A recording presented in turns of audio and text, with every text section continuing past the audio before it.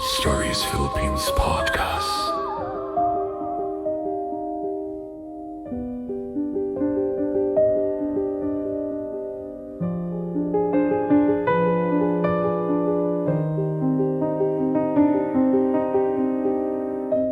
A cold wind slips through the streets just before dawn, curling around broken stones and silent doorways, trailing a scent of damp earth and old smoke. Imagine the quiet, the kind that feels thick, as if the world itself is holding its breath, as if every surface and shutter were collectively pausing to keep from shattering. Somewhere, a rooster crows, but it sounds uncertain, hesitant and small, as though even the animals have learned to be wary of mornings and the fragile promises they bring.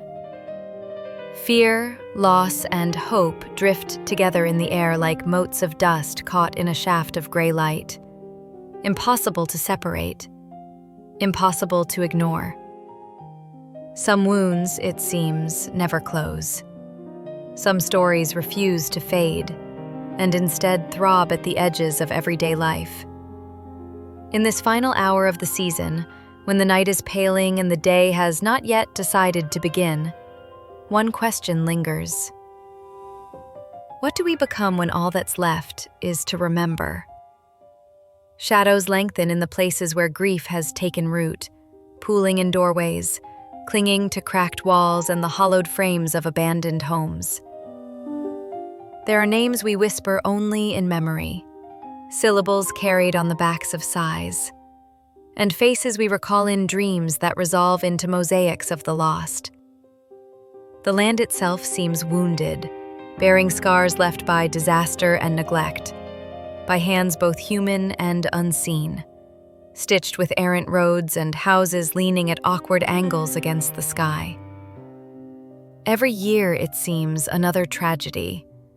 Political upheaval, a storm that does not spare, or a personal loss, adds a new raw layer to the tapestry of horror that is uniquely, painfully Filipino. What binds us is not only our suffering, but our relentless, aching hope. The stubborn insistence that something better might rise from the rubble.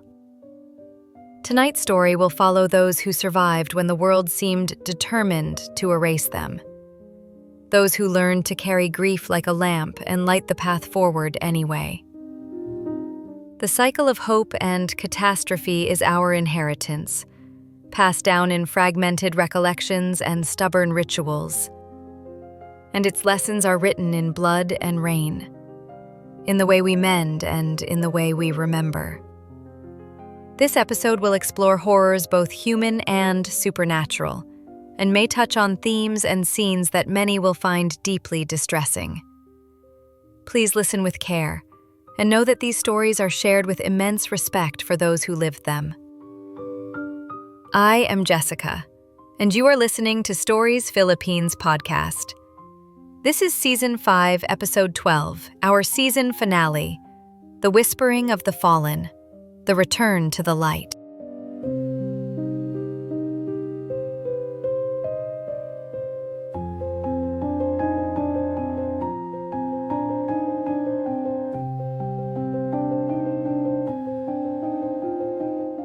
Before we journey into the heart of darkness, remember, we welcome your stories.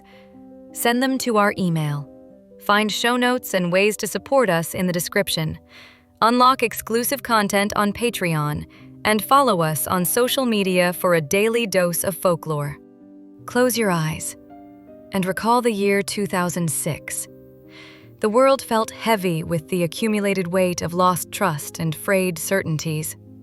Daily headlines were crowded with scandal after scandal, national news awash in accusations and fear, while politicians traded barbs and pointed fingers, and the ordinary people who watched from their living rooms felt ever more powerless and uncertain about the future. It was also the year when the earth itself seemed to turn against us, when relentless rain would not relent, and the steep, verdant slopes of southern Leyte finally gave way, crumbling and sliding away and swallowing an entire village in a single monstrous breath. Gwynsagon. The name hangs in the mind like a prayer, like a warning, like a bruise you cannot forget. On a gray February morning, after nearly 2 weeks of ceaseless, battering rain, the mountainside above that quiet, close-knit farming village collapsed in a roaring, thunderous torrent of mud, trees, and broken stone. In the span of a few terrible moments, more than 1,800 lives were taken, their homes buried beneath meters of earth. Only 53 people survived. 53 fragile, stunned souls left to carry the memories, the unbearable guilt, the holes where their loved ones had been, and a long chain of impossible questions that refused to be answered. The survivors still speak of the sound, like thunder but nearer and thicker, a subterranean roar as if the mountain itself had been awakened and was furious.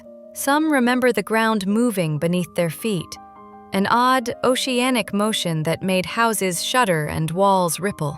Others describe the sky darkening while the sun fought to rise, as if daylight were being suffocated under a gray, choking blanket. One woman, whose story was later shared by a visiting listener, clutched her little child and ran, barefoot, through the thickening mud, hearts pounding, praying out loud to spirits she had never before believed in. She escaped with her life, but her husband and 2 daughters did not. They were taken by the mass of earth that swallowed everything in its path. For months after, she would sit in the half-collapsed doorway of what had been their home and speak into the night to their shadows, asking for forgiveness, for strength, for any reason to keep going despite the emptiness. Such stories are not rare in the Philippines. They recur like the seasons, returning with a quiet insistence that makes them feel inevitable. Every year brings new catastrophes, typhoons with names that are spoken briefly on the radio and in the news, names that fade from headlines but whose wounds linger for generations.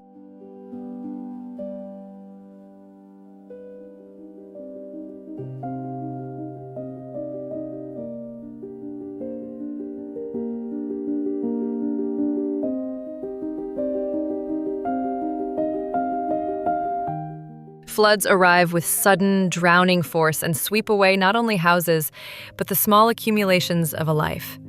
Photographs, recipes, medicines, the modest proofs of memory. Earthquakes split the earth and the lives built upon it, leaving cracked foundations and longer cracks in people's sense of safety. In every disaster, alongside the practical work of rescue and rebuilding, there are tales of the supernatural. Unseen voices heard in the wind that carries debris, shadows moving in empty rooms long after families have fled, and warnings whispered in dreams that wake people sweating at 3 a.m. Some say the earth itself is alive, that it keeps an impossible ledger and remembers every injustice, every forest cut down for timber and profit, every river poisoned by runoff and neglect, every promise broken by leaders who choose grand projects that serve a few, instead of small bridges and schools that would serve many. Folklore tells us that the Diwata, the guardian spirits of the land and its waters, grow angry when the balance is lost, when greed outweighs gratitude, when offerings are forgotten and ancient rites are treated like stories. In the months after the Gwynsagon landslide, residents of neighboring villages reported hearing cries at night, voices calling for help from beneath the ground where thousands had been swallowed by mud. Old women, keepers of forgotten prayers and rhythms of the household, burned incense and left simple offerings, rice, salt, a cloth, at the edge of the ruin, hoping to appease whatever had been disturbed, to calm the restless presence that some said had been unearthed. There are places in this country where the line between myth and reality is as thin as morning mist, where the next ridge or coconut grove might conceal a story that has been told for generations. In the Visayas and in other islands, stories abound of the aswang, the tikbalang, the sigbin, creatures born of fear, of hunger, of grief, and of the long histories of colonization and hardship that shaped communities. Tales document countless accounts where monsters emerge not only from the jungle's dense undergrowth, but from the wounds left by war, by grinding poverty, and by betrayal. Abandoned promises, unmarked graves, people left behind. In times of crisis, when lightning flashes and the rain will not stop, people turn to these stories, searching for meaning in the chaos, for a name to give the evil that has entered their lives, for an explanation that fits the ache in their chests and the emptiness at their tables. These stories hold, in their patterns and warnings, both fear and a kind of stubborn hope. Instructions for how to survive, how to remember, and how to speak to what cannot be easily explained.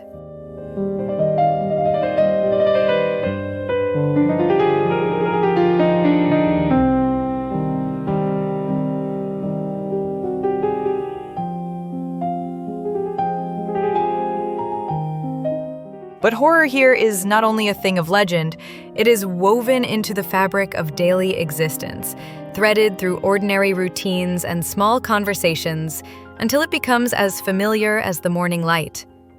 Political terror stalked the land in 2006, its presence marked by clandestine meetings, sudden roadblocks, and the hush that fell over marketplaces as people lowered their voices. Whispers of corruption and violence filled the air like dust, settling on doorsteps and children's toys. Activists disappeared without explanation. Journalists who chased uncomfortable truths were silenced by threats, or worse. And families mourned in silence, their faces hardening into a private vocabulary of grief. The fear was palpable, an invisible fog that crept into even the safest homes, making people think twice before speaking at the dinner table or posting a seemingly harmless opinion. A listener submission recounts the story of a young lawyer, drawn into the struggle for justice by an unshakable conviction that the law should serve the people. She took on cases nobody else would, defended those with no money and no influence, and kept detailed notes that alarmed powerful men. In her final letter to her family, she wrote of feeling watched, of footsteps outside her window, of shadows lurking at her doorstep, and of a car that seemed to follow her on lonely roads. She described strange dreams where her ancestors called out warnings in voices she could not ignore, urging caution and prayer. Days later, she vanished, her name added to the growing list of the disappeared, her legal files left open on a table as if she might walk back through the door. Her family performed the rituals of mourning, lighting candles and offering food to the spirits, clinging to the hope that she might return, and insisting that they had done everything proper for her safe passage. In the years since, her mother swears she sometimes hears her voice in the night, a soft whisper carried by the wind, or catches the faint scent of a perfume the young woman favored when no one else is near. Hope, in the Philippines, is both blessing and curse, a double-edged thing that gives people strength and also keeps them bound to cycles that are hard to break. It is what drives families to rebuild after every storm, to gather mud-sodden belongings and plant rice again in fields washed bare by flood, to stitch torn roofs and learn new livelihoods when old ones are ruined. It is what compels parents to send children to school even when the future looks impossibly dim, investing small wages and borrowed time in the belief that education can be a ladder. But hope is also what keeps us trapped in the cycle, forever waiting for salvation that does not quite arrive, forever believing that the light will return without confronting the forces that snuff it out.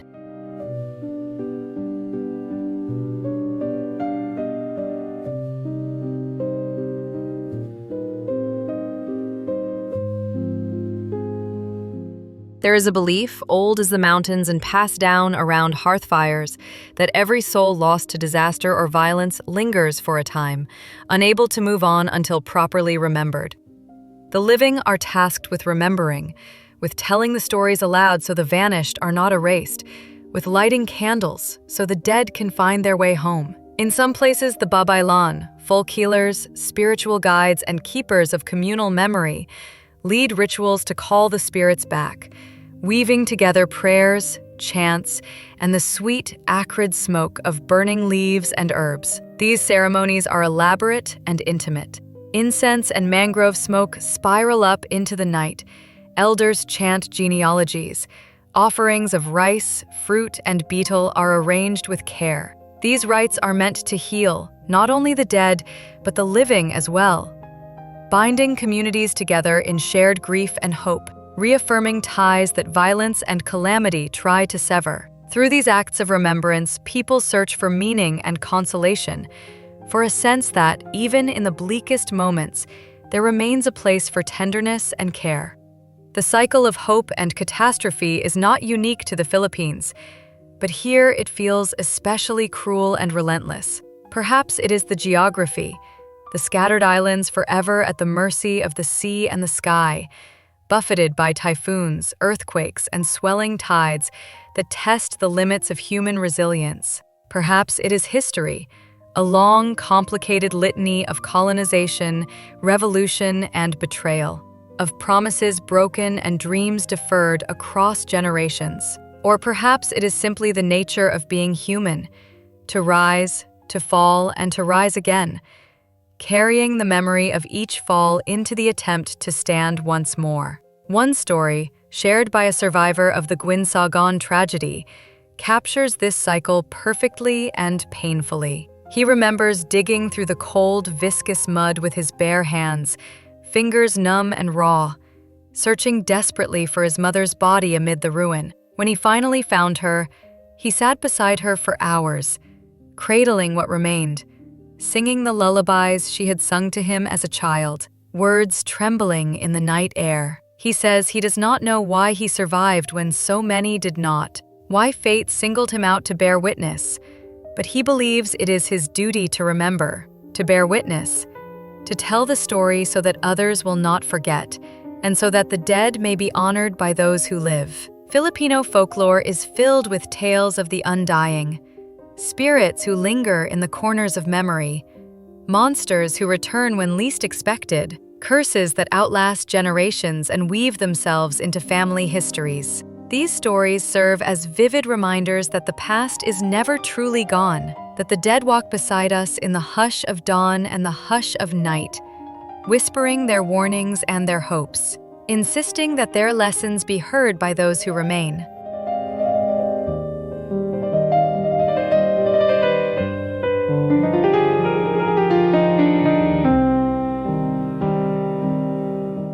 In the immediate aftermath of disaster, communities come together in urgent and tender ways to mourn, to rebuild shattered lives, to celebrate small victories amid overwhelming loss.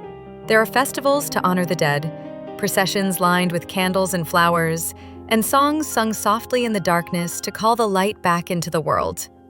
Even in grief, there is unmistakable beauty, a stubborn, human refusal to be extinguished, a reminder that life continues, that hope endures even when it must be forged anew from the wreckage. But the scars remain, etched into bodies and landscapes and stories. Children grow up with the haunting tales of the night the mountain fell, of the river that rose without warning, of the father who never came home. They learn early to listen for the warnings in the wind, to respect the raw power of the earth, to honor the spirits and memories of those who came before, carrying those lessons forward as both armor and guide. Political horror, too, leaves its own indelible mark. In the years following 2006, the cycle played out again and again. Scandal, protest, repression, and renewed hope. Each phase leaving wounds that heal only partially before being reopened. Each new administration promises change and pledges reform, and each time the people wait and watch and wonder if this time will be different, if the pledges will be more than words. The ghosts of past betrayals and unkept promises are never far, moving through public life like a chill, reminding everyone that memory and history shape the present and the possibilities of the future. There are those who say that the true Filipino horror is not the monsters that haunt the night, but the endless repetition of hope and catastrophe. The sense that no matter how hard we try, the same wounds will reopen, the same stories will be told. Yet there is also defiance, a refusal to surrender, a stubborn determination to find meaning and joy even in the darkest times, and a persistent, quiet courage that threads through households and neighborhoods alike. A listener's story shared through our email tells of a family who lost everything in the floods of 2006. For weeks, they lived in a makeshift shelter beneath tarpaulin and the thin cover of other people's generosity. Surviving on the kindness of neighbors, the charity of strangers, and the shared cocoon of communal care. One night, as the rain fell and the wind howled against the tin and canvas, the youngest child began to sing. Her voice was thin, fragile even, but steady and unexpectedly clear, and one by one others joined in. The mother, a cousin, a neighbor who had been staying with them, until a dozen hesitant notes swelled into a chorus. By morning, the storm had passed, and the family found within themselves the strength to start again.